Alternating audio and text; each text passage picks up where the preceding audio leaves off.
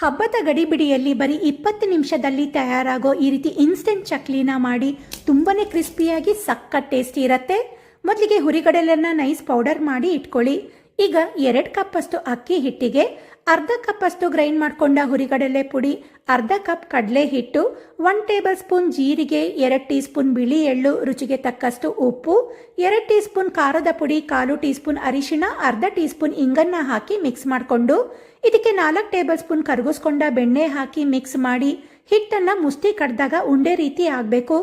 ನಂತರ ಸ್ವಲ್ಪನೇ ಬೆಚ್ಚಗಿರೋ ನೀರನ್ನು ಹಾಕಿ ತುಂಬ ಗಟ್ಟಿ ಅಲ್ಲದೆ ಸ್ವಲ್ಪ ಸಾಫ್ಟಾಗಿ ಹಿಟ್ಟನ್ನು ಕಲಸಿ ಎಣ್ಣೆ ಸವರಿದ ಚಕ್ಲಿ ಒರಳಿಗೆ ಹಾಕಿ ಡೈರೆಕ್ಟಾಗಿ ಎಣ್ಣೆಗೆ ಹಾಕಿ ಕೂಡ ಕರಿಬೋದು. ಇಲ್ಲ ಈ ರೀತಿ ಚಕ್ಲಿ ಶೇಪ್ ಕೊಟ್ಟು ಕಾದಿರೋ ಎಣ್ಣೆನ ಮೀಡಿಯಂ ಫ್ಲೇಮ್ ಮಾಡಿ ಗೋಲ್ಡನ್ ಬ್ರೌನ್ ಆಗೋ ತನಕ ಕರಿದ್ರೆ ಇನ್ಸ್ಟೆಂಟ್ ಚಕ್ಲಿ ರೆಡಿ ಆಗತ್ತೆ. ಬರೋ ಹಬ್ಬಕ್ಕೆ ಮಿಸ್ ಮಾಡದೆ ಟ್ರೈ ಮಾಡಿ. ರೆಸಿಪಿ ಇಷ್ಟ ಆದರೆ ವಿಡಿಯೋಗೆ ಲೈಕ್ ಕೊಟ್ಟು ನನ್ನ ಪೇಜ್ನ ಫಾಲೋ ಮಾಡಿ.